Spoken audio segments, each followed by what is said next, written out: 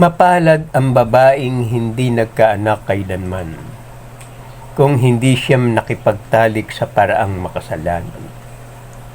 Gagantimpalaan siya ng Diyos sa araw ng paghuhukom. Sa kabilang dako ang taong matuwid at banal, mamatay man ng bata pa, ay mapapanatag. Sa maikling panahon ay narating niya ang tugatog ng kabanalan na di maabot ng marami sa loob ng mahabang panahon. Ibabaksak sila ng Panginoon at sila'y magtitilihan.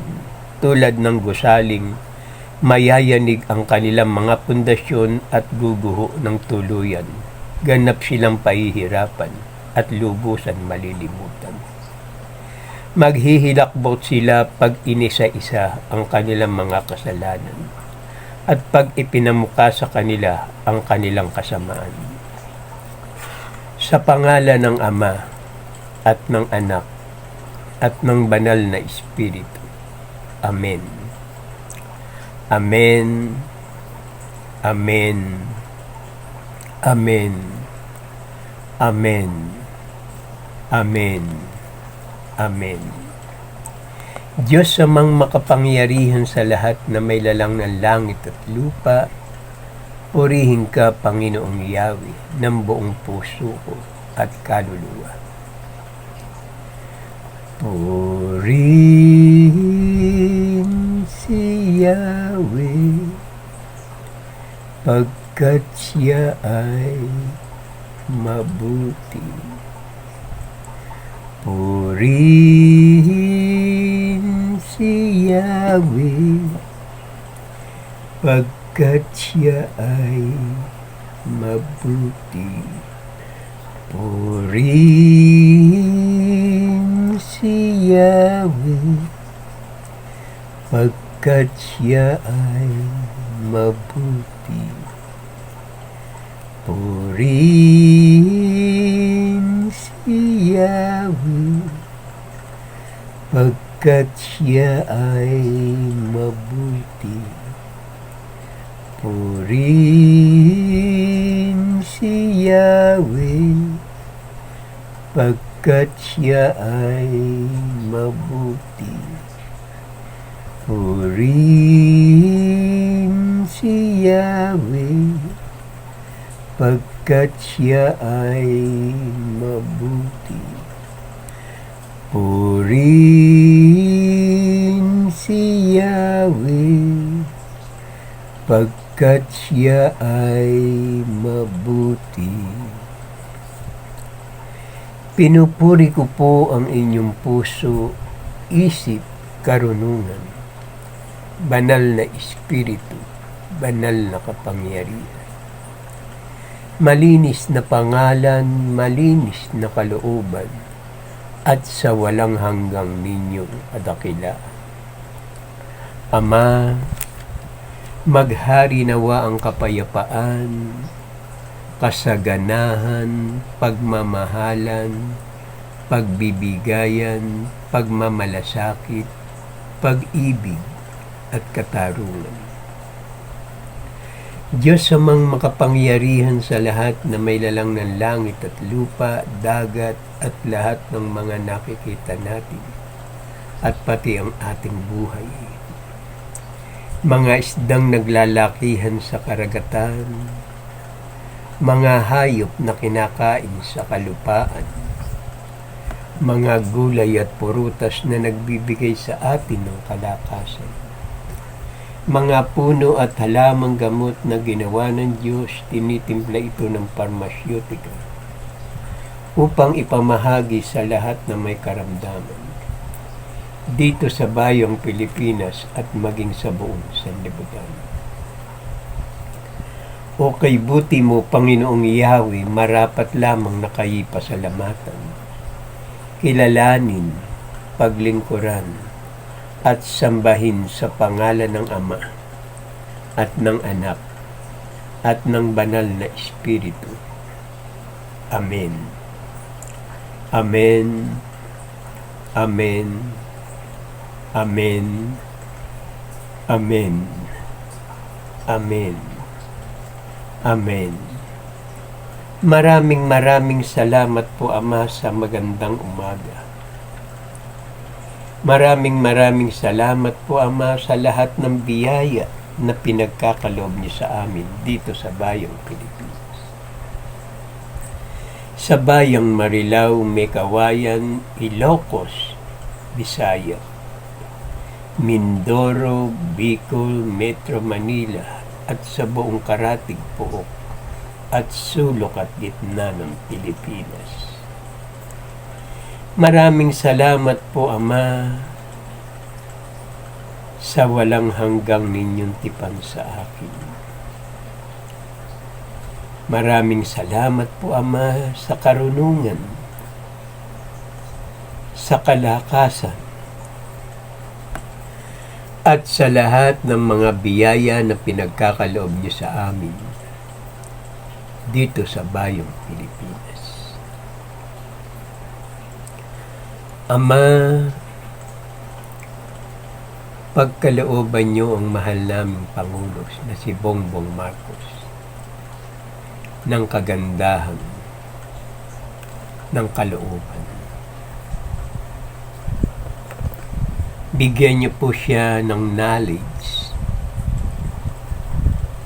na maging mapagpakumbaba siya at pairali niya ang kanyang kagandahang asal upang ang mga taong nanglalait sa kanya ay manahimik na at huwag nang gumawa ng kaguluhan dito sa bayang Pilipinas. Sapagkat surang-sura na ang mga tao sa ginagawa nilang panglait sa inyo, sa inyong pangalan. Pagpalain niyo po siya, Ama, at bigyan niyo po siya ng karangalan na nagmumula sa inyo upang sa araw-araw ng kanyang pamumuhay kasama niya ang kanyang mga anak at ang kanyang dalawang kapatid na si Irene, Amy at ang kanyang mahal na ina na si Ginang Imelda Romualdez Marcos ay mabigyan niyo po sila ng kapanatagan. Ilayo niyo po sila sa lahat ng uri ng karamdaman at sa mga sakuna na kanilang pinupuntahan na parit-parito, Ilocos to Manila, Manila to Ilocos. Kalooban niyo lamang, aming Ama, ang siyang masunod, hindi ang aming kalooban. Maraming salamat po, Ama, sa magandang umaga. Ama, mahal na mahal po namin kayo. Kayo ang aming Diyos, ang maghahari sa bayang Pilipinas. Salamat po, Ama, sa maganda ninyong kalooban at sa walang hanggang ninyong pag-ibig at pag-iingat sa amin. Salamat po. Amen. Ako'y mananalangin sa bayang Pilipinas upang maghari nawa ang kapayapaan, pag-ibig at katarungan. Pinupuri ko po ang inyong puso, isip, karunungan, banal na espiritu, banal na kapangyarihan, malinis na pangalan, malinis na kalooban, at sa walang hanggang ninyong kadakilaan. Our Father who art in heaven, hallowed be thy name. Thy kingdom come, thy will be done on earth as it is in heaven. Give us this day our daily bread, and forgive us our trespasses, as we forgive those who trespass against us. And lead us not into temptation, but deliver us from evil. For thine is the kingdom, in the power, in the glory, forever and ever. Amen. Purihin si Yahweh, pagkat siya ay mabuti. Ama namin na sa langit, sambahin nawa ang pangalan niyo. Kayo nawa ang siyang maghari sa amin. Sundin nawa ang inyong kalooban dito sa lupa, tulad ng sa langit. Bigyan mo kami ng pagkain kailangan namin sa araw na ito, at patawarin mo kami sa amin mga kasalanan, para ng pagpapatawad namin sa nagkakasala sa amin. Huwag mo kaming iharap sa mahigpit na pagsubok, kundi layo niyo kami sa masama. Sapagkat sa inyo ang kaharian, kapangyarihan, at ang kapurihan magpasawalang hanggan. Amen.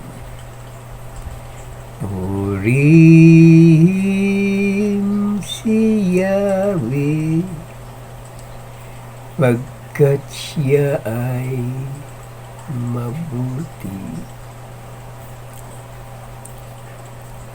Our Father who art in heaven, hallowed be thy name. Thy kingdom come, thy will be done on earth as it is in heaven. Give us this day our daily bread, and forgive us our trespasses, as we forgive those who trespass against us. And lead us not into temptation, but deliver us from evil. For thine is the kingdom, in the power, in the glory, forever and ever. Amen. Purihin si Yahweh, pagkat siya ay mabuti. Ama namin na sa langit, sambahin nawa ang pangalan niyo. Kayo nawa ang siyang maghari sa amin. Sundin nawa ang inyong kalooban dito sa lupa, tulad ng sa langit. Bigyan mo kami ng pagkain kailangan namin sa araw na ito, at patawarin mo kami sa amin mga kasalanan, para ng pagpapatawad namin sa nagkakasala sa amin. Huwag mo kaming iharap sa mahigpit na pagsubok, kundi layo niyo kami sa masama. Sapagkat sa inyo ang kaharian, kapangyarihan, at ang kapurihan magpasawalang hanggan. Amen. Purihin si Yahweh, pagkat siya ay mabuti. Our Father who art in heaven, hallowed be thy name. Thy kingdom come, thy will be done on earth as it is in heaven. Give us this day our daily bread, and forgive us our trespasses, as we forgive those who trespass against us. And lead us not into temptation, but deliver us from evil. For thine is the kingdom, in the power, in the glory, forever and ever. Amen. Purihin si Yahweh, pagkat siya ay mabuti. Ama namin na sa langit, sambahin nawa ang pangalan niyo. Kayo nawa ang siyang maghari sa amin. Sundin nawa ang inyong kalooban dito sa lupa tulad ng sa langit. Bigyan mo kami ng pagkain kailangan namin sa araw na ito at patawarin mo kami sa amin mga kasalanan, para ng pagpapatawad namin sa nagkakasala sa amin. Huwag mo kaming iharap sa mahigpit na pagsubok, kundi layo niyo kami sa masama. Sapagkat sa inyo ang kaharian, kapangyarihan, at ang kapurihan magpasawalang hanggan. Amen. Purihin si Yahweh, pagkat siya ay mabuti. Our Father who art in heaven, hallowed be thy name. Thy kingdom come, thy will be done on earth as it is in heaven. Give us this day our daily bread, and forgive us our trespasses, as we forgive those who trespass against us. And lead us not into temptation, but deliver us from evil. For thine in the kingdom, in the power, in the glory, forever and ever. Amen. Purihin si Yahweh, pagkat siya ay mabuti. Maraming salamat po, Ama, sa panalangin. Hangad ko ang tagumpay at ang aking ginagawa ay alay ko sa mga taong na may malinis na kalooban at nakikipanayam sa bayang Pilipinas upang mamuhay sila ng ayon sa kalooban ng Diyos. Sa mga taong makasalanan na mga gumagawa ng mga karumalduman na kasalanan, magbalik loob kayo sa ating Amang nasa langit, sapagkat ang pagbabalik loob ay ang pagkilala sa kanyang banal na pangalan. Kaya marapat lamang na kayo ay magbalik loob sa Diyos upang matamo ninyo ang kapatawaran. Ako'y magpapahayag ng salita ng Diyos. Ilalahad ko ang kanyang karunungan, ang kanyang kabanalan, ang kanyang kababaang loob, upang matamo natin ang biyaya na nagmumula sa kanya. Sapagkat ang ating Diyos ay sagana kung magbigay sa kanyang mga anak. Hindi niya pahihintulot na ikaw ay mapahamak, maliban na lamang kung ang tao'y humahanap ng kasalanan na kanyang ginagawa dito sa ibabaw ng lupa at sa pang-araw-araw na kanyang pamumuhay. Wala siyang iniisip kundi ang gumawa ng masama sa kanyang kapwa. Ako'y magpapahayag ng mabuting balita upang matamo ninyo ang biyaya na nagmumula sa ating Amang nasa langit, upang malaman ninyo ang kabutihan ng Diyos at ang kanyang mga pagpapala. Mapuspos nawa tayo ng habag at kapayapaan at pagkalinga ng ating Amang si Yahweh na nasa langit. Siya ang ating Ama na paglilingkuran habang tayo'y nabubuhay. At kung tayo'y sumakabilang buhay, narito ang kanyang banal na salita, ang mabuting balita ng kaligtasan. Iyahayag ng aking mga bibig ang aking mga labi, ang karunungan ng Diyos dito sa bayang Pilipinas.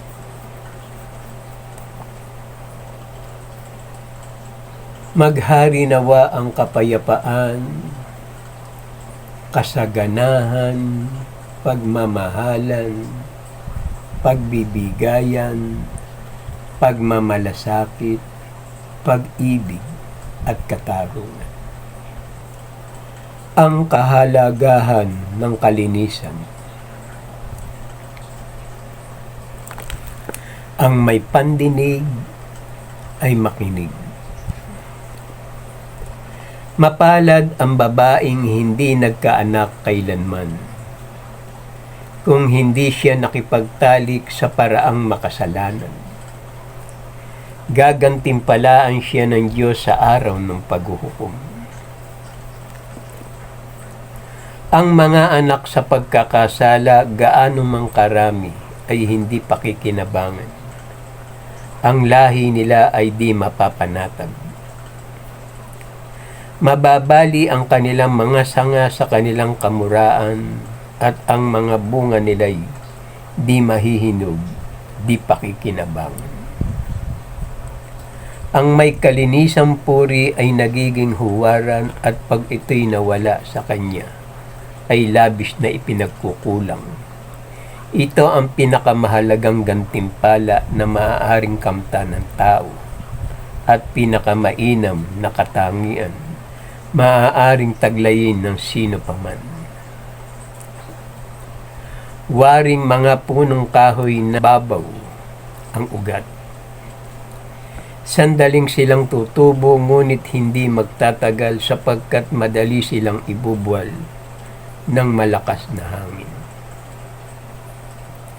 Pagdating ng araw ng paghuhukom, ang mga anak na iyan sa pagkakasala ang siyang magiging saksi sa kasalanan ng kanilang mga magulang. Sa kabilang dako, ang taong matuwid at banal, mamatay man ng bata pa, ay mapapanatag. Ang karunungan at katwiray ay malilinaw ng palatandaan ng gustong kaisipan, at siya rin sukatan ng tunay na pinagkatandaan. Upang ang kanyang puso, diwa ay huwag mahawa sa kasamaan ng panlilinlang. Ang marangal na katandaan ay di sinusukat sa haba ng buhay o dami ng tao sa balat ng lupa. May isang tao na namuhay ng kalugod-lugod sa Diyos, napamahal siya sa Diyos kaya siya ay kinuhang buhay, samantalang namamayampa sa gitna ng mga makasalanan.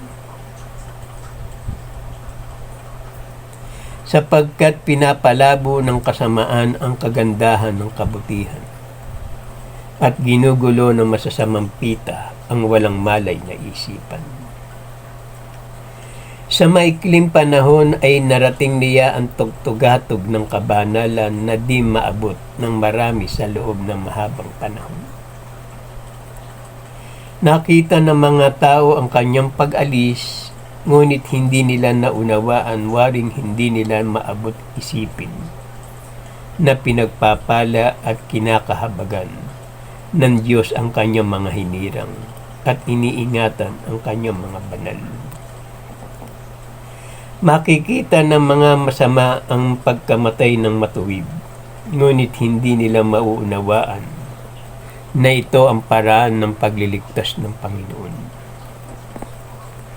Naging kalugod-lugod nga siya sa Panginoon, kaya siya'y kinuha agad sa makasalanang paligid. Ang matuwid at banal kahit mamatay at sumakabilang buhay ay magiging sumbat sa mga nabubuhay sa kasamaan. Ang matatandang namuhay ng di wasto ay mapapahiya sa mga batang maagang nagtamo ng karunungan. Pagtatawanan nila ang pagkamatay ng banal, ngunit sa huli, pagtatawanan sila ng pagkamatay ng mga banal, ngunit sa huli sila ang pagtatawanan ng Panginoon. Pagkamatay nila, bangkay nila ay hindi pararangalan at magiging salibingan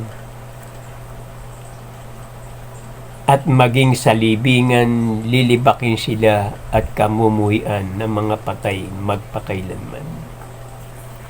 Ibabaksak sila ng Panginoon at sila'y magtitilihan. Tulad ng gusali, mayayanig ang kanilang mga pundasyon at guguho ng tuluyan. Ganap silang pahihirapan at lubusan malilimutan. Maghihilakbot sila pag inisa-isa ang kanilang mga kasalanan at pag ipinamuka sa kanila ang kanilang kasamaan. Ang wika natin, Amen. Sa ating Diyos ang kapurihan, kadakilaan, karunungan, pasasalamat, karangalan, kapangyarihan, kalakasan, katarungan, pagmamahalan, pagmamalasakit at pagtatagumpay ngayon at magpakailanman. Amen. Maghari nawa ang kapayapaan sa bayang Pilipinas at maging sa buong sanlibutan. Araw-araw mong ipahayag ang aking banal na salita upang ang lahat na makakita sa gawain ito ay maligtas. Upang papurihan natin ang ating Amang si Yahweh ng buong puso at kaluluwa. Salamat po. Amen. Ito ang gawain na may pasasalamat sa Diyos. Kung tayo'y mananalangin at hihingi sa banal niyang pangalan, masasabi natin sa ating mga labi, maraming salamat po, Ama, sa maganda ninyong kalooban. Mga anak, mga kapatid, kung mananalangin tayo sa Diyos, sabihin natin, sa pangalan ng Ama at ng Anak at ng Banal na Espiritu. Iwika natin sa ating mga labi ang 7 Amen at manalangin tayo ng 3 Ama namin bago matulog. At paggising ng umaga, 4 na Ama namin. Kailangan may sound upang sa ating pananalangin ay maabot natin ang biyaya at kapatawaran ng ating Amang si Yahweh na nasa langit. Sapagkat ang nananalangin sa Diyos ng Ama namin ay tunay na nakikipag-usap siya sa pamamagitan ng Ama namin. Ang katagang Ama namin ay ang pagsamba sa Diyos. Ang mensahe ng Ama namin ay nakalulugod sa harapan ng ating Amang si Yahweh na nasa langit. Ang pagtawag ng Ama namin ay isang pagpapatawad ng ating mga kaluluwa, ng ating katawan lupa. Para matamo natin ang panalangin na may pasasalamat, tayo'y lilinisin ng kanyang mapagpalang kapangyarihan at mapagpalang salita at karunungan ng Diyos dito sa bayang Pilipinas. Kaya tayo na mga kapatid, huwag nating pagtagalin na hindi tayo kumilala sa ating Amang si Yahweh na nasa langit. Sapagkat siya ang lumikha sa inyo. sa bawat isa sa atin. Siya ang lumikha. Kaya kung tayo magiging matigas at magmamatigas tayo sa kanyang harapan, paano ang pagdating ng oras tayo kunin at sumakabilang buhay na tayo? Hindi man lamang natin pinahalagahan ang kanyang pagtawag sa atin. Kaya ako sinasabi sa inyo yan, mga kapatid. Ako'y namuhay sa mundo ng makasalanan. Nung ako'y nahihirapan na para akong nauupos na kandila, ako ay nagbalik loob, may nagsabi sa akin, "Anak, magbalik loob ka sa Diyos." At siya ay tutulong sa iyong pang-araw-araw na buhay. Ginawa ko ang mga bagay na iyon at natamo ko ang biyaya ng kanyang kaloob para sa akin. Sa aking pamumuhay, araw-araw akong nananalangin ng tatlong ama namin noong panahon ng 1984 hanggang 1987. Tatlong ama namin lang muna ang aking ginagawa noong panahon na yun, sapagkat hindi ko pa lubos na maunawaan ang aking ginagawa dito sa ibabaw ng lupa. Noong 1987, may nagbigay sa akin na Bible. May nagbigay sa akin na Bible ang aking mahal na kapatid na si Erlinda ang pangalan. Ang bagong tipan, Mateo hanggang Pahayag, binabasa ko yun araw-araw. Sunod-sunod yan, Mateo hanggang Pahayag. Ang aking ginagawa sa loob ng 6 o 5 buwan na aking pagbabasa ay natatapos ko mula Mateo hanggang Pahayag. Alam nyo ba, mga kapatid, sa aking pang-4 na pagbabasa ay hindi ko pa rin maintindihan o maunawaan ang nilalaman ng banal na kasulatan. Ngunit nung aking mabatid, nung makita ko sa Santiago ang sabi sa banal na kasulatan, "Humingi ka sa akin ng karunungan at ipagkakaloob ko sa iyo." Doon pa lang ako nabuhayan ng loob nung mabasa ko ang Santiago. Kung sino man ang kulang ng karunungan ay humingi sa Diyos at hindi kanya susumbatan. Kaya mula noon sa panlima kong pagbasa sa banal na kasulatan, ay doon na pumasok unti-unti ang salita ng ating amang si Yahweh. Napatid ko sa aking sarili na ako pala'y isang makasalanan na nakikipanayam dito sa ibabaw ng lupa. Sa araw-araw na pagbabasa ko hanggang ngayon, 1987 hanggang ngayon, 2024, walang patid yan sa araw-araw na aking ginagawa sa pagsunod sa Diyos.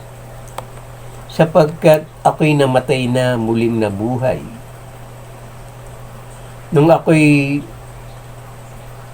inaalimhan ng masamang espiritu, ang nakikita ko na noon ay ang mga patay na nakatakip ang kanilang muka ng itim na itim. Parang gusto nila akong kunin sa aking kinauupuan o kinahihigaan. Hindi ako mawala ng sakit nung araw na yun, kaya ako'y naisipan ko ang magbalik loob sa Diyos. at ako naman ay kanyang pinatawad sa lahat ng aking mga kasalanan. Kaya alam ko kung ano ang aking ginagawa. Kaya ko ginawa sa araw-araw ang magbasa ng banal na kasulatan at ang manalangin ng 7 ama namin. Sapagkat pag ito'y aking tinigilan, siguradong babalik na naman ang nakikita ko ng panahon na ako'y hindi pa nakakakilala sa Diyos. Kaya hindi ako humihinto sa aking gawain sapagkat ang pagtawag sa Diyos ay isang mainam na sandata. Pag ikaw ay lumayo sa Kanya, tiyak na ikaw ay mapapahamak.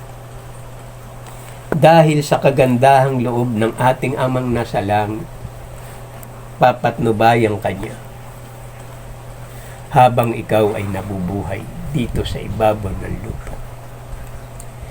Kaya kayo mga kapatid, inaanyayahan ko kayo.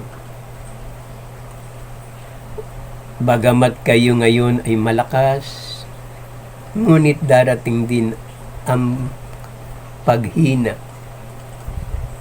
ng ating katawan lupa. Ngunit kung tayo'y maagang nakakilala at tumawag at kumilala sa kanyang banal na pangalan, ikaw ay iingatan niya hanggang sa buhay na ito at sumakabilang buhay ka. Iingatan ka niya at isasama ka pa niya doon sa buhay na walang hanggan. Kaya nga, kailangan bukas ang ating isip, puso at kalooban upang dumaloy ang kanyang kapangyarihan kung karamdaman kung anumang pagsubok ay agad niyang ipagkaloob sa inyo upang inyong mapagtagumpayan. Huwag kayong mahihiya sa ating Amang nasa langit sapagkat ang ginagawa ninyo ang nakalulugod sa kanyang harapan. Kaya mga kapatid, magulang, mga mahal na kaibigan, magbalik loob tayo sa ating Amang si Yahweh na nasa langit. Sapagkat iyan ang ipinahayag ng inyong puso, isip at kalooban. Salamat po Ama sa maganda ninyong kalooban, patuloy po ninyong kahabagan at patawarin ang lahat ng tumatawag sa inyo sa banal na pangalan. Amang Yahweh, Ama ko, iyan ang kanyang pangalan. Sa lahat ng nakakita ng bidyong ito, mag-like, comment, and share at mag-subscribe po tayo. Para ang susunod na video ay agad ninyong mapanood, i-share natin ito sa ating mga mahal na kaibigan. Kakilala sa ating mother, father, sister, and brother upang sila man ay makasamba sa ating Diyos na buhay. Para ang pagpapala at biyaya sa loob ng inyong tahanan sumagana, siksik, liglig, umaapaw pa. Ito ang gawain na may pasasalamat sa Diyos. Halina kayo mga kapatid. Lumakad tayo sa liwanag na patungo sa ating Amang nasa langit sapagkat siya ang pinagmumulan ng lahat ng ating pangangailangan. Biyaya sa araw-araw, pag-asa, pagmamahal, kapatawaran at katarungan, pag-ibig at pagtatagumpay ngayon at magpakailanman. Binabasbasan ko kayo sa pangalan ng Ama at ng Anak at ng Banal na Espiritu. Ang lahat ay magsabi ng Amen. Amen. Amen. Amen. Amen. Amen. Amen. Ama, mahal na mahal po namin kayo, kayo ang aming Diyos, ang maghahari sa bayang Pilipinas. Salamat po, Ama, sa maganda ninyong kalooban at sa walang hanggang ninyong pag-ibig at pag-iingat sa amin. Salamat po. Amen. Mapuspos nawa tayo ng habag at kapayapaan at pagkalinga ng ating Amang si Yahweh na nasa langit. Siya ang ating Ama na paglilingkuran habang tayo'y nabubuhay. At kung tayo'y sumakabilang buhay, narito ang kanyang banal na salita, ang mabuting balita ng kaligtasan. Iyahayag ng kanyang anak ang kanyang banal na salita upang ang lahat ng makakita sa gawain ito ay maligtas. Maraming salamat po, Ama, sa maganda ninyong kalooban at sa lahat ng nakakita ng bidyong ito. Hangad ko ang inyong tagumpay at pagsunod sa ating Amang si Yahweh na nasa langit. Sa inyo ang kapurihan, magpasawalang hanggang aming Amang nasa langit. Amen.